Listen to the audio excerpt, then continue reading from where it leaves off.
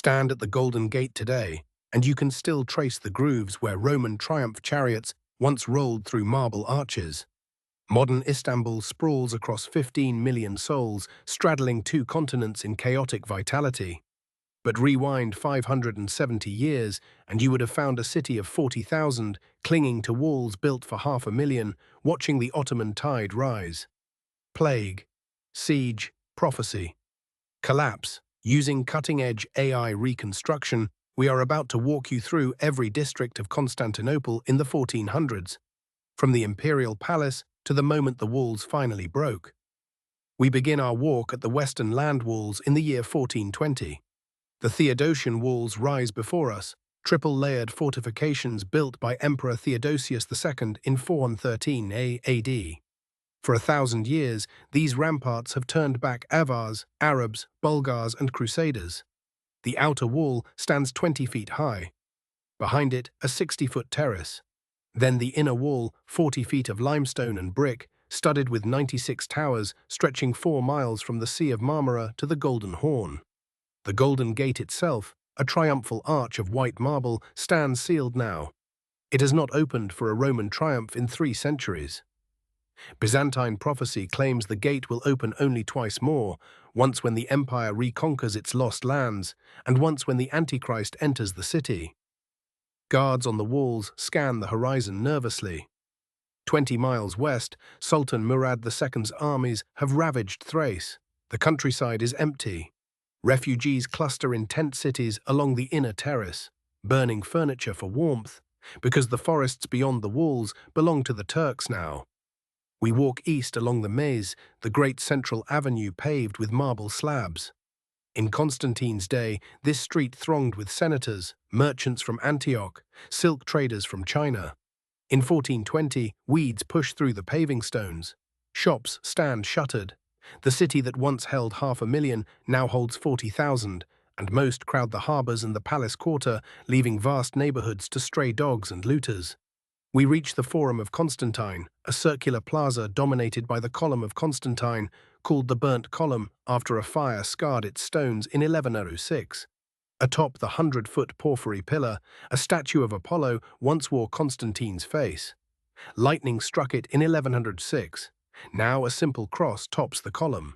Beneath the column's base, legend claims, Constantine buried relics, the axe Noah used to build the ark, the basket that held loaves at the feeding of the 5,000, the alabaster jar of ointment Mary Magdalene used to anoint Christ. These relics, the Byzantines believe, protect the city, but the Turks grow closer every year.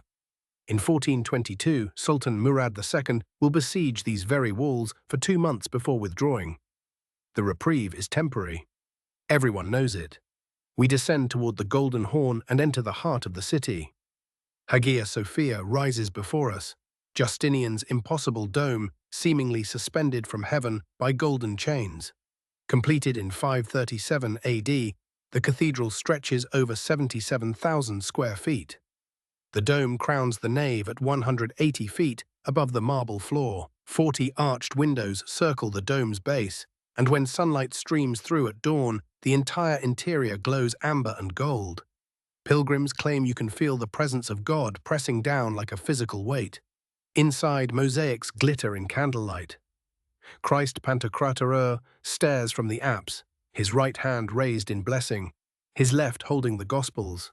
The Decis mosaic in the south gallery shows Christ flanked by the Virgin Mary and John the Baptist, faces so lifelike their eyes seem to follow you. But the cathedral smells of damp and mildew. The imperial treasury can no longer afford repairs. Cracks spiderweb the dome's base.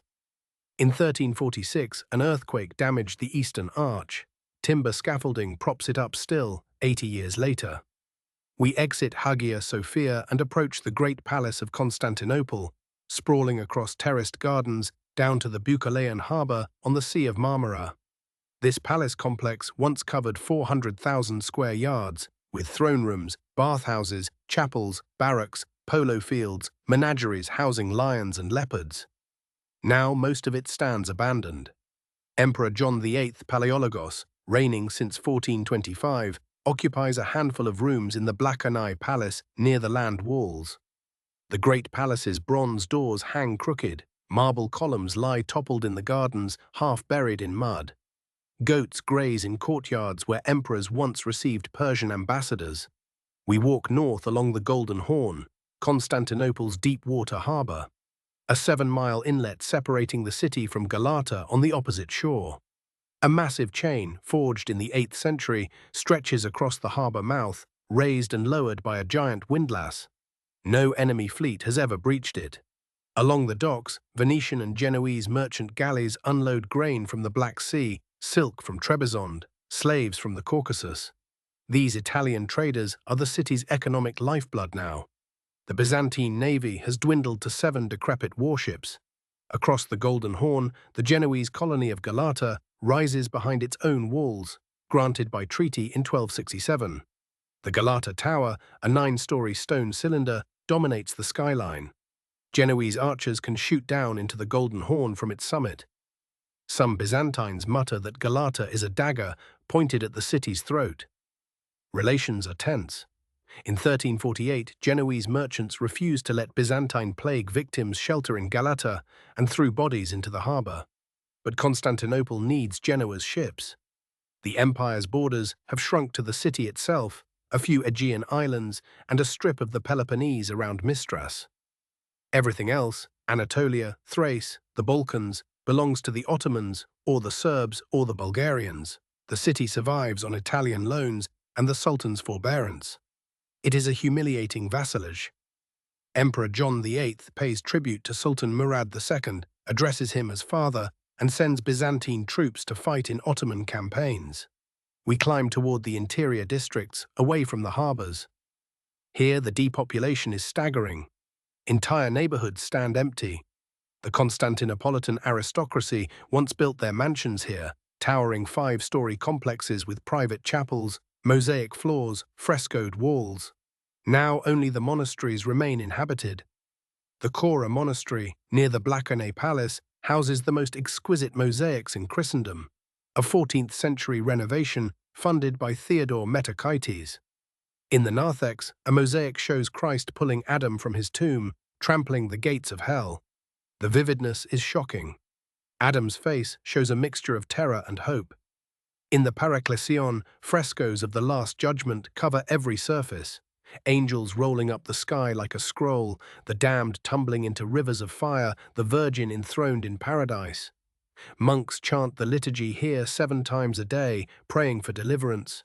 They know the prophecies. The city will fall when an emperor named Constantine reigns, just as it was founded by a Constantine.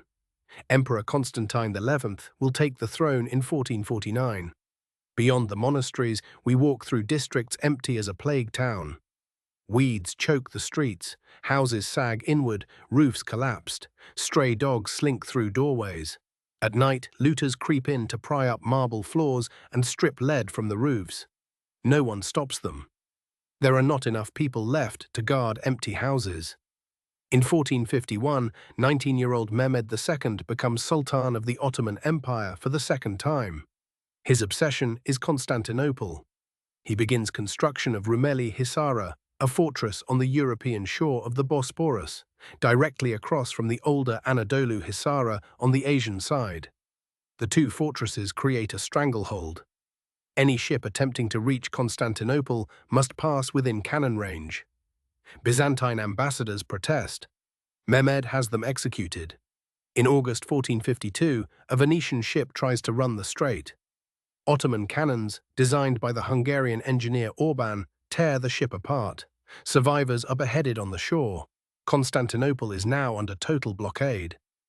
Emperor Constantine XI sends desperate embassies to Italy, begging for aid. Pope Nicholas V promises a crusade if the Byzantines accept union with Rome. In December 1452, a service of union is held in Hagia Sophia. The congregation erupts in riots.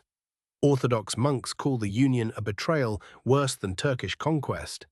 The historian Dukas records a monk shouting, "Better the Sultan's turban than the cardinal's hat." The promised crusade never comes. On April 6, 1453, Mehmed's army of 80,000 encircles the walls. Inside, 7,000 defenders wait. stand at the Topkapi Gate today, where the final breach came on May 29th, 1453.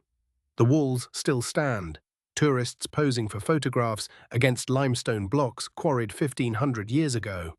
Hagia Sophia endures, a mosque now, then a museum, then a mosque again, its Christian mosaics plastered over and uncovered and plastered over across the centuries. The city that refused to die became Istanbul, inheritor of Rome's dreams and Rome's arrogance. 15 million people walk streets that once echoed empty. Constantine's column still rises above the traffic, scarred and unbroken. The gate opened. The prophecy proved true. But the city survived. It always does.